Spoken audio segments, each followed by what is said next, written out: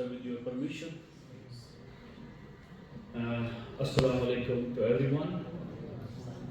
For today's presentation, I have the topic on Sudharma Pondarika Sutta, which is a part of Gilgit manuscripts from Nagpura, now available in the collection of National Museum of Pakistan at Karachi.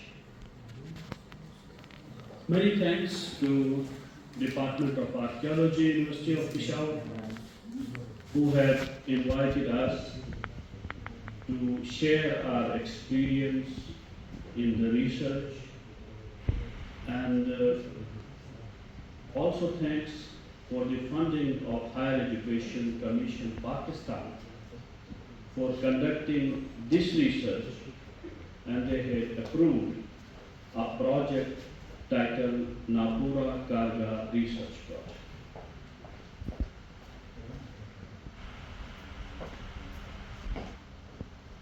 I will take you beyond Gandhara to the upper parts, to the northern borders of Gandhara, in the area of Gilgit.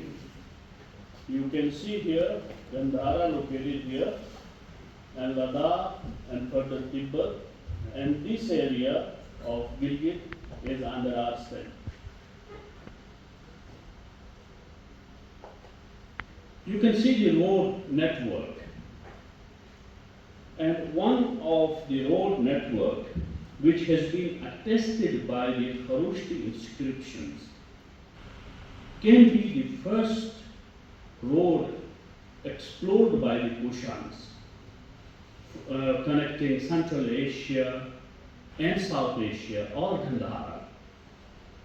You can see this one, this route, from Taxila through Naran and Kavan, Chiraz, and then from Gilgit leading to Hunza and to the areas of Sinkia. This route seems to be explored for the first time. Why? Because we do not have Kharoshti inscriptions here or there. We have inscriptions of later period, but Kharoshti inscriptions of Kanishka period, and they continue were existing in this area. My focus is on one of the important location near Gilgit, which on the strait which connects Swat to the Gilgit area through Darel and Tangir valleys, particularly Darel Valley and Pakistan. This is the site of Karga. Karga is very important because from this site, in 1930s, local shepherds found a huge collection of manuscripts, and the largest part of this manuscript is available at National Archives of India at New Delhi.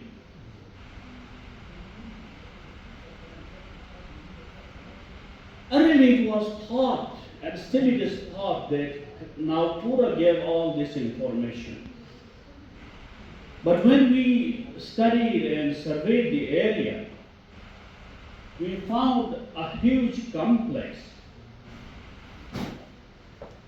Nagpura was having, this is the Nagpura area marked with N, and Karga area marked with K. And the yellow mark is showing the location of the Buddha, location of the Karga Buddha, which is around 30 feet in height. This location of Nagpura has no remains.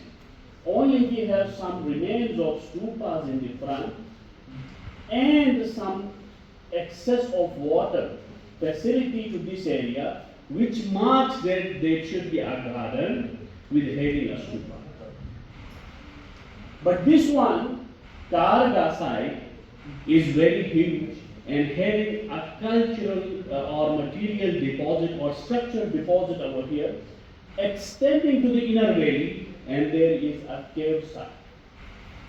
This is the cave site to the interior, and this is one part of manuscript available in Karachi.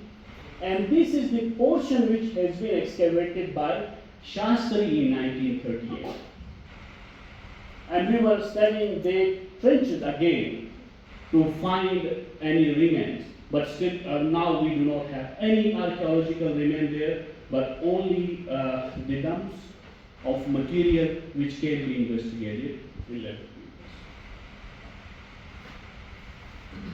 You can see here, in the rock, they have given niches to provide water to this area, which is not more higher in elevation than the proper flow of water. This is the ancient way, by using wood, they provided water, or through a wooden canal to that area, to that garden, we can say. Here in this area, we do not have any other remains than these two parts. You can see another view of this site. This is the site of location where stupas were available, but all this area is having no cultural material.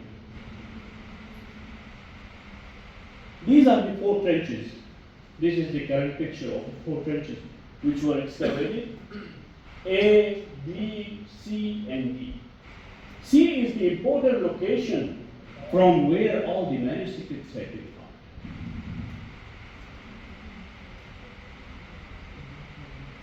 From among all the collections, there is a huge story. During the partition, the manuscripts scattered in different collections. The largest collection, as I mentioned before, went to India, and a small collection which was taken by Agha Muhammad Ali Shah from Bonji offices of Dogras.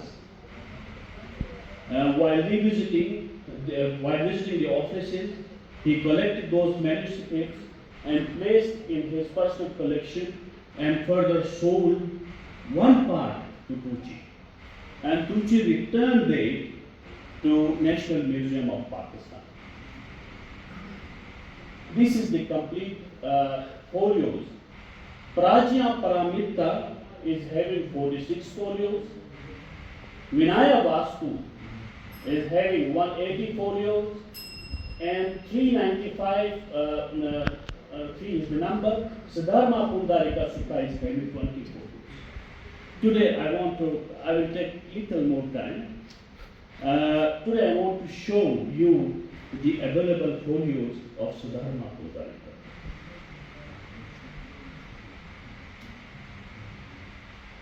Okay.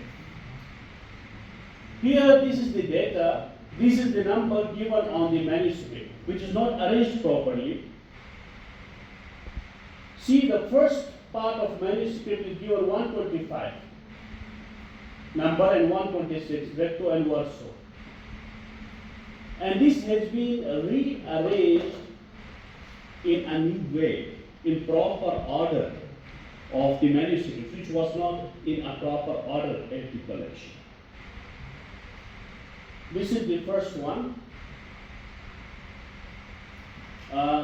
You can see the first collection is having broken from the upper portion and from the lower part.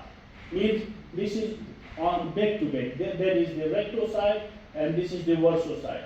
And you will see the broken edges on the left hand side. These are the decipherments. I will not go for that to make it short. And again, at that time, they reproduced the manuscript to what for conservation purpose, or to reproduce, or to complete the set. And they use a smaller size paper for that purpose. This is one of the original paper.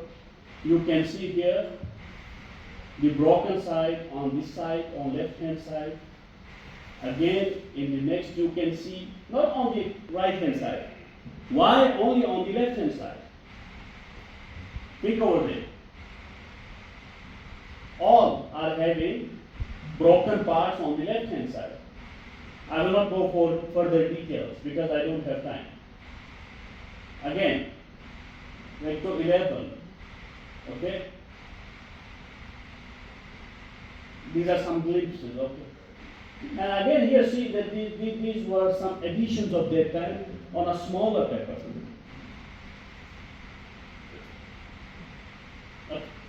This all portion belongs to chapter 8, 7th and 8th, a portion of chapter 7 and a complete part of chapter 8 is available in this part of manuscript.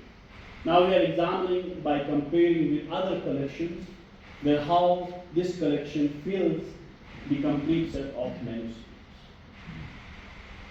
This is the conclusion. The site is not only specific to 4 stupas in Napura garden, watered with a specially constructed channel of wood with heavy elevation. It seems to be a huge monastic complex comprised of Napura stupa garden, central monastery above Karga Buddha, and extending to the huge natural cave with availability of a water spring inside nearby the site in Kargavali. The site possibly established around 4th century AD and continued till 9th or 10th century AD. From deterioration on left hand side, it appears that the Buddhist monks at Napura Karga used their left hand to turn the patras of the manuscript, possibly the right hand engaged in performing other rituals. On paleography, it is among the earliest manuscripts in the whole set, dated between late 5th or early 6th century AD, which is known as Gilgit Bamiyan type 1. It is a type of Proto-Sharada script, repaired along its utilization at Gilgit. Thank you so much.